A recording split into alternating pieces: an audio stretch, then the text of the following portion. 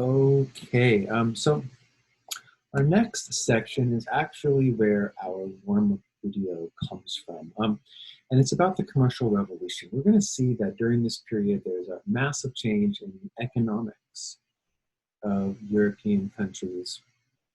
Um, and remember, historically, the Italians and the Ottomans had controlled the key trade routes. This is one reason why the Portuguese started to explore in the first place.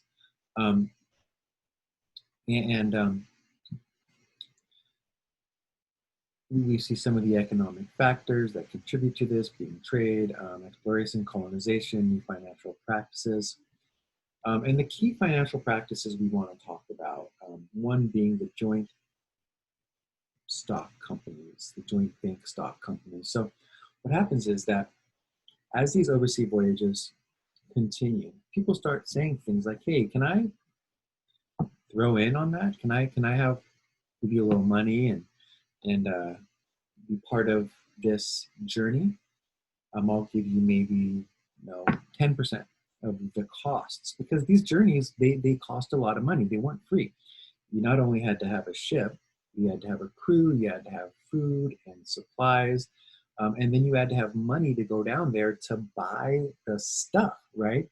Especially in the East, when we're talking about spices, you got to have enough money to buy spices from the spice farm and the spice islands in Indonesia and Sri Lanka and along the Indian coast with the traders there. So you can come bring them back. And all of that takes a lot of money. Look, there's an old saying in the economics world: it takes money to make money, right? And this is exactly what they're talking about. They say, well, how am I supposed to do well economically if I don't have money to start a business? How am I supposed to make money from a business? It costs a lot of money to start a business. You think about today's world, the startup costs of most businesses are really high. The rent on the property, all of the stuff you're going to sell, your employees, your insurance, it's really hard. I have a buddy named Lisa who has an air conditioning business. He doesn't have a brick and mortar store, right? Everything is done by phone, by internet, by website. But his costs are through the roof. He's always talking to me about how expensive it is to run this business. And really all he's doing is hiring people who go out and fix air conditioners. But that alone is expensive. Think about a brick and mortar store. All of the stuff in that store, you got to pre-buy. And what happens if you don't sell it? You eat that money, you lose that money. So the same was true back then. Imagine if I, was a financier and I gave a ship to someone, which cost a lot of money in those days. Ships today probably cost tens of thousands of dollars, maybe even more. Speaking of, in today's money, now I have to pay the crew of people who are going to sail that ship. I have to feed them. I have to have the money. Here's $10,000 to buy $10,000 worth of spices. Now, true, when those spices make it back to me in Europe, I'm going to sell them for $1 million. But it costs all of this money to get started in the first place. And what if my ship wrecked? What if a storm came, or I was raided by pirates, or I tried to trade and they pulled out their weapons and they took my ship and all my stuff? All of these things still happen. So these ships, these voyages, especially the trading voyages, they needed financiers. They needed people to pay the costs, right? The ship's captain is not going to have enough money to do all this. And the guy who's going to sell this stuff, he's not on that ship. Don't think that the banker or the rich guy who's given the money for this voyage is going to then jump on the ship and be part of the journey. Oh no, these are two separate things. So what they start doing is saying, let's pool money from more than just one person. So instead of me going to a king or to a rich banker and give me enough money for the journey, they say, let's go to 100 regular shopkeepers or artisans or blacksmiths or people who have good jobs but aren't rich. And if each one of them gives me a little money, then I'll still have enough money to finance this trip, right?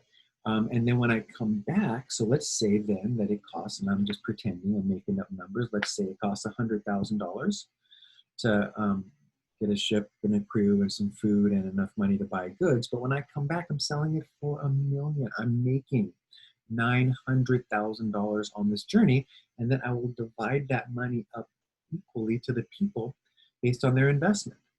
This was called the joint stock company. And today we have a stock market, right? You can go right now online and you can look and invest in an individual company. I can give a bunch of money to Amazon if I think Amazon's going to do better. And if Amazon makes money, I make money. And it's the beginning of our modern economic system during this period. But not completely, right? Because we also learned that in this period there was a mercantilist system where the government was also financing some of these journeys. The government was picking and choosing winners and losers. Which company are we gonna give our money to take this voyage? And then of course the company who we do give our money to is going to take a cut. They're going to make some profits too. The government was issuing tariffs against other countries, so you had to buy stuff from in-house. You had to buy your goods that were made in your own country. We recently saw that our President Trump, had a trade war with China where they were tariffing each other hundreds of billions of dollars in an attempt to achieve certain economic goals. So this kind of thing still happens. There are still tariffs where you say, well, if you buy that, I'm going to tax it extra. So if it comes from China, I'm going to tax all goods coming from China so much that it's cheaper to buy American. Or maybe not American, maybe some other country, right? And China, in turn, was attacking our farms. They were attacking the food that we sold that they would normally buy from us, and they would add a tax to it and make it so expensive that the Chinese people stopped buying stuff from American farmers, and they would buy from farmers from other countries. So this idea of tariffs, protectionism, still happens. So yes, we see aspects of our modern economic system, of capitalism, of joint stock companies. We also see an economic system where the government is largely involved, picking and choosing winners, tariffing and doing protectionist policies that force people in your country to buy your own goods, and using the colonies for natural resources to benefit the mother country. So we're going to find out that later on, the Americans are like, hey, it seems like you're not doing what's right for us, but you're doing what's right for you. I don't like that very much. And this will be one of the sticking points that leads to the American Revolution. The fact that the colonies were not allowed freedom to do what was right for them, but instead must do what was right for the mother country back in Europe.